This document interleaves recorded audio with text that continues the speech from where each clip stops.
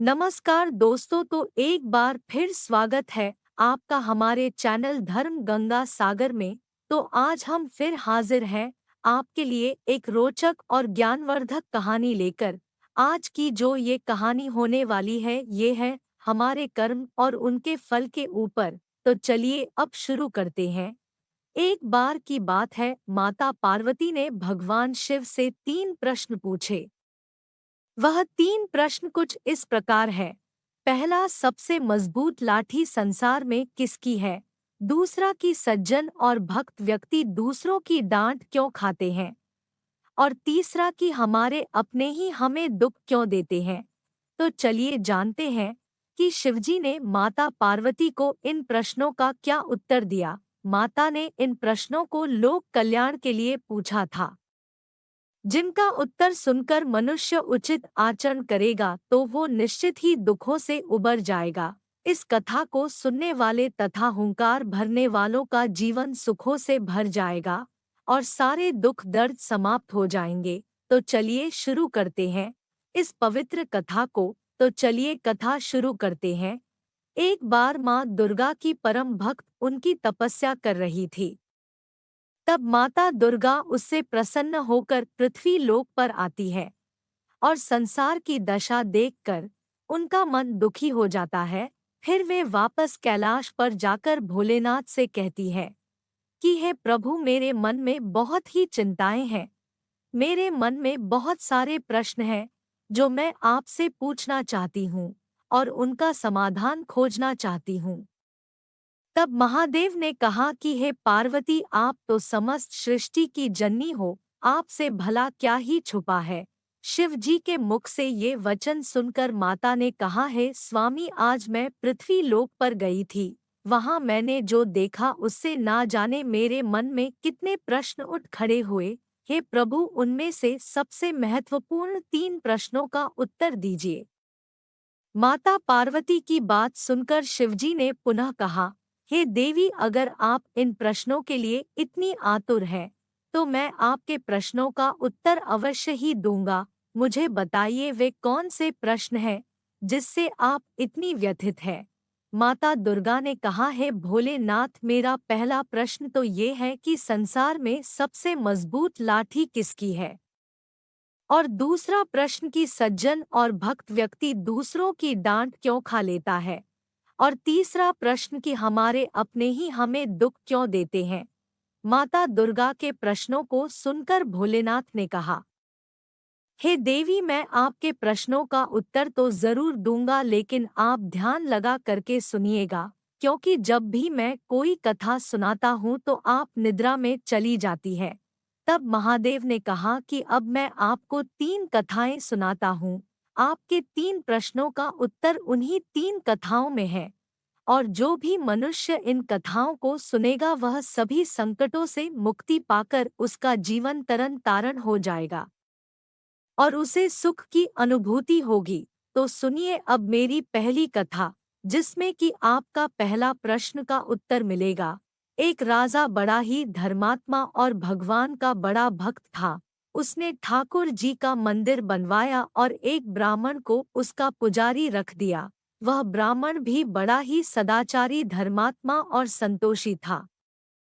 वह राजा से कभी कोई याचना नहीं करता था। राजा भी उसके स्वभाव से बड़ा खुश था। उसने राजा के मंदिर में पूजा करते 20 वर्ष गुजार दिए। उसने राजा से किसी भी प्रकार का कोई प्रश्न कभी नहीं किया। राजा का एक पुत्र भी था जिसे उसने अच्छी शिक्षा दी और उसे विद्वान बनाया। बड़ा होने पर उसने एक राजकन्या के साथ अपने पुत्र का विवाह कर दिया। और जिस दिन वह राजकन्या को अपने राज्य में लाया, उस रात राजकुमारी को नींद नहीं आई और वह इधर-उधर देखती रही। और जब वह अपने पति के पलंग के पास आई तो देखती है कि हीरे जवाहरात से जड़ी एक तलवार पड़ी है। उसने उस तलवार को देखने के लिए मयान से बाहर निकाली और बिजली के समान प्रकाश वाली तलवार देखकर वह डर गई। डर के मारे उसके हाथ से तलवार गिर गई और राजकुमार की गर्दन पे जा पड़ी और उसकी गर्दन कटने के कारण वह मर गया। राजकन्या पति के मरने का बहुत शोक करने लगी परमेश्वर से प्रार्थना करने लगी कि हे प्रभु, ये मेरे हाथ से क्या हो गया? मुझसे अचानक यह पाप कैसे हो गया? पति की मृत्यु मेरे ही हाथों हो गई। प्रभु, आप तो जानते हैं कि ये मैंने जानबूझकर नहीं किया, लेकिन मैं सभा में सत्य नहीं बता सकती, क्योंकि इस बात में कोई विश्वास नहीं करेगा। प्रातःकाल जब पुजारी कुएं पर स्नान करने आया, तो राजकन्या ने उसे देखकर नाटक करना शुरू कर दिया और इस प्रकार कहने लगी कि मेरे पति को कोई मार गया। लोग वहां इकट्ठे हो गए और राजा साहब वहां पहुंचे और कहने लगे, किसने मारा है मेरे पुत्र को? तब राजकुमारी कहने लगी, मैंने पहचाना तो नहीं वह कौन था, लेकिन मैंने उसे ठाकुर जी के मंदिर में जाते देखा था। राजा समेत सब लोग ठाकुर जी के मंदिर में गए तो ब्राह्मण को पूजा करता देखा। उन्होंने उसे पकड़ लिया और पूछा, तूने राजकुमार को क्यों मारा? ब्राह्मण ने कहा, मैंने राजकुमार को नहीं मारा, मैंने तो उनका राजमहल भी नहीं देखा, मैंने तो उनका कक्ष भी देखा नहीं, ईश्वर भी साक्षी है। बिना देखे किसी पर दोष लगाना ठीक बात नहीं। इसके बाद ब्राह्मण कितना ही कुछ न कह ले, परंतु उसकी बात नहीं सुनी गई। कोई कुछ कहता तो कोई कुछ कह देता, लेकिन राजा के मन में विचार आ रहा था कि ये ब्राह्मण निर्दोष है। परंतु सभी के कहने पर राजा ने ब्राह्मण से कहा, जिस हाथ से तूने मेरे पुत्र का गला काटा है, मैं उन हाथों को काटने का आदेश देता हूँ। ऐसा कहकर राजा ने उसका हाथ कटवा दिया। इस पर ब्राह्मण बड़ा दुखी हुआ और राजा को अधर्मी राजा कहकर उस राज्य से चला गया। और वह खोज करने लगा कि कोई विद्वान ज्योतिषी मिले तो बिना किसी अपराध के हाथ काट देने का कारण उससे पूछूं। तब खोजते खोजते उसे किसी ने बताया कि काशी में एक विद्वान ज्योतिषी है। तब वह उनके घर पहुंचा तो देखा ज्योतिष कहीं बाहर गए हुए थे। ब्राह्मण ने उन ज्योतिष की धर्म पत्नी से पूछा कि हे माते, ज्योतिष जी कहाँ गए हैं? तब न जाने उस स्त्री ने कितने अपशब्द अपने पति के बारे में बोल डाले, जिन्हें सुनकर ब्राह्मण हैरान हो गया और मन ही मन कहने लगा, मैं तो अपने हाथ कटने का कारण पूछने आया था, परंतु अब इनका ही हाल पहले पूछूंगा। इतने में ज्योतिषी आ गए। घर में कदम रखते ही उसकी पत्नी ने दुर्वचन कहना शुरू कर दिया और उनका तिरस्कार कर दिया, परंतु ज्योतिषी जी चुप रहे और अपनी स्त्री से कुछ भी नहीं कहा। ब्राह्मण को देखकर ज्योतिषी जी ने उससे कहा, कहिए ब्राह्मण देवता कैसे आना हुआ? तब ब्राह्मण कहते हैं, आया तो था अपना हाल पूछने, पर आप अपना बताइए कि आपकी पत्नी अपनी जुबान से आपका इतना तिरस्कार क्यों करती है, जो किसी से भी सहा नहीं जाता और आप सह लेते हैं। इसका कारण क्या है? ज्योतिषी जी ने कहा, ये मेरे स्त्री नहीं, मेरा कर्म है। दुनिया में तुम जिसको भी देखते हो, अर्थात भाई, पिता, पुत्र, गुरु, शिष्य, सभी अपना कर्म ही तो है। यह स्त्री नहीं, मेरा कर्म है, और ये भोगे बिना कटेगा नहीं, उसे भोगना ही पड़ता है।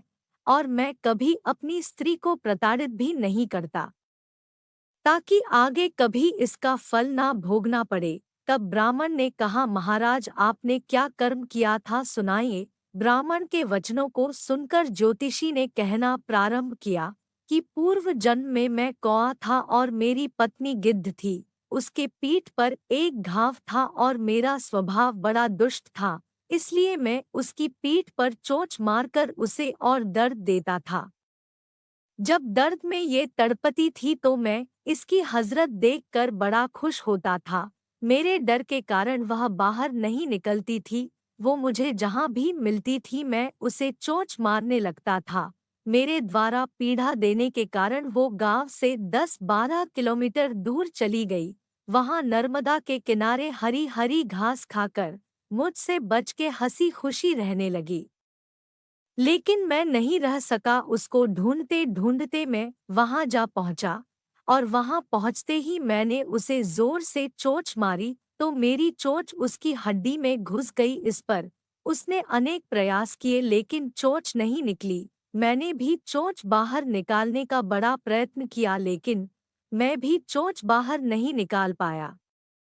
आखिर में वह बड़े प्रवाह में प्रवेश कर गई। नर्मदा का प्रवाह तेज होने के कारण हम दोनों बह गए और मर गए। तब नर्मदा जी के आशीर्वाद से ये तो ब्राह्मणी बनी और मैं बड़ा भारी ज्योतिषी बना। अब वही मेरी स्त्री है जो मेरे मरते दम तक अपने मुख से गाली निकालकर मुझे दुख देती रहेगी और मैं भी अपने कर्मों का फल समझकर उसे सहता रहूंगा। मैं इसका दोष नहीं मानूंगा क्योंकि ये मेरे ही कर्मों का फल है, इसलिए मैं शांत रहता हूँ। अब तुम अपना प्रश्न पूछो। ब्राह्मण ने अपना सब समाचार सुनाया और पूछा, अधर्मी पापी राजा ने मेरा हाथ क्यों कटवाया? तब ज्योतिष ने कहा, सुनो, राजा ने आपका हाथ नहीं कटवाया, आपके कर्मों ने ही आपका हाथ कटवाया है। अब सुनो, पूर्व जन्म में आप एक अधर्मी थे और वो राजकुमारी जिसके हाथों से राजकुमार मरा था, वह गाय माता थी और वह राजकुमार कसाई था। जब कसाई गाय को मारने लगा तब गाय बेचारी आपके सामने से जंगल में भाग गई। पीछे से कसाई आया और आपसे पूछा कि कोई गाय तो नहीं है। आपने प्रण लेकर रखा था कि झूठ नहीं बोलूंगा। तो आपने जिस तरफ गाय गई थी उस तरफ अपने हाथ से इशारा किया, तो उस तरफ जाकर कसाई ने गाय को मार डाला। गंगा के किनारे वो उसकी चमड़ी निकाल रहा था, इतने में ही शेर आया और गाय और कसाई दोनों को खा गया और उनकी हड्डियां गंगाजी में बह गई। गंगाजी के प्रभाव से कसाई को राजकुमार और गाय को राजकन्या का जन्म मिला और कर्ण ने उस रात के लिए उन दोनों को इकट्ठा किया। क्योंकि कसाई ने गाय को तलवार से मारा था, इस कारण राजकन्या के हाथ से अपने आप ही तलवार गिरने के कारण राजकुमार की मृत्यु हो गई। इस तरह फल निर्मित हो गया। तुमने जो तुम्हारा हाथ गाय की ओर किया था उस कर्म ने तुम्हारा हाथ कटवा दिया। इसमें तुम्हारा ही दोष है, किसी और का नहीं। कि देवी, आपने सुना मैंने क्या कहा, इंसान अपनों के द्वारा ही गाली खाता है। जिस प्रकार वो ज्योतिषी अपनी ही पत्नी से इतने कटु वचन सुनता था क्योंकि उसने पूर्व जन्म में उसे तड़पाया था। तो देवी, आपका दूसरा प्रश्न है कि संसार में सबसे मजबूत लाठी किसकी है, तो उसका उत्तर इस कहानी में है जो मैं अब सुनाने जा रहा हूँ। एक साधु वर्षा के जल में मस्ती से चले जा रहा था। इस दौरान उसने एक मिठाई की दुकान को देखा जहाँ गर्म गर्म दूध उबाला जा रहा था और दूसरी कढ़ाई में गरम गरम जलेबियां उतारी जा रही थी। साधु कुछ क्षणों के लिए वहां रुक गया। शायद भूख का एहसास हो गया था या मौसम का असर था। साधु हलवाई को गौर से देखने लगा। साधु कुछ खाना चाहता था मगर पैसे नहीं थे। उस हलवाई ने गरम गरम दूध और जलेबी साधु को दे दी। उस साधु ने फिर गरम गरम दूध और जलेबी खाया और फिर हाथ ऊपर उठाकर हलवाई के लिए प्रार्थना करी और फिर आगे चल दिया। साधु बाबा का पेट भर चुका था। दुनिया के दुखों से बेपरवाह वह बारिश के पानी के गंदे छींटे उड़ाते चले जा रहा था। इस बात से अनजान था कि एक नवविवाहित जोड़ा उसके पीछे पीछे चले आ रहे थे। एक बार साधु ने बारिश के गंदे पानी में जोर से लात मारी। बारिश का पानी उछला और पीछे आ रही युवती के कपड़े भीग गए। उस औरत के कीमती कपड़े कीचड़ में लथपथ हो गए। साधु हक्का बक्का साफ खड़ा था। उस औरत का पति जो कि युवा था उसने साधु को पकड़ लिया। उस महिला ने आगे बढ़कर अपने पति के हाथों से साधु को छुड़ाना चाहा, लेकिन युवा की आंखों से गुस्से की चिंगारी देखकर वह पीछे खिसकने पर मजबूर हो गई। राह चलते राहगीर भी उदासीनता से यह सब देख रहे थे, लेकिन युवा के गुस्से को देखकर किसी की इतनी हिम्मत नहीं हुई कि उसे रोक पाते और आखिरकार उसने साधु के चेहरे पर एक जोरदार थप्पड़ जड़ दिया, जिससे साधु लड़खड़ाता हुआ नीचे गिर गया। साधु को नीचे गिरा देखकर वह युवक मुस्कुराता हुआ वहां से चल दिया। वह युवा जोड़ा अपनी मस्ती में अपनी मंजिल की ओर अग्रसर हो गए। थोड़ी ही दूर चलने के बाद वे अपने घर पहुंच गए। युवा अपनी पत्नी से हंसिंचाक करते हुए ऊपर घर की सीढ़ियों पर चढ़ रहा था। बारिश के कारण सीढ़ियों पर फिसलन हो गई थी। अचानक युवक का पैर फिसल गया और वह सीढ़ियों से नीचे गिरने लगा। महिला ने तुरंत चिल्लाना शुरू कर दिया। आसपास के लोग आए और उसे तुरंत अस्पताल ले गए। युवक का सर फट गया था। उसके साथ वाले लोगों ने उस साधु को भी वहीं देखा। वह भी गिरने से लगी हुई चोट पर मरहम लगवाने आया था। तो लोग आपस में कानाफूसी करने लगे। निश्चित साधु ने थप्पड़ खाकर युवक को श्राप दिया है। दूसरे लोगों ने यह बात सुनकर साधु को घेर लिया। एक युवक कहने लगा कि आप कैसे भक्त हैं, जो केवल एक थप्पड़ के कारण युवक को श्राप दे बैठे। साधु ने कहा, भगवान की कसम, मैंने इस युवक को श्राप नहीं दिया। उस साधु की बातों को सुनकर बाकी लोगों ने कहा कि अगर आपने श्राप नहीं दिया तो ऐसा नौजवान युवक सीढ़ियों से कैसे गिरा कि उसे इतनी गंभीर चोट आ गई। तब साधु ने सभी लोगों से एक अनोखा सवाल किया कि आप सब में से कोई इन सब घटनाओं के समय मौजूद था। एक युवा ने आगे बढ़कर कहा, मैं वहां घटना के समय मौजूद था।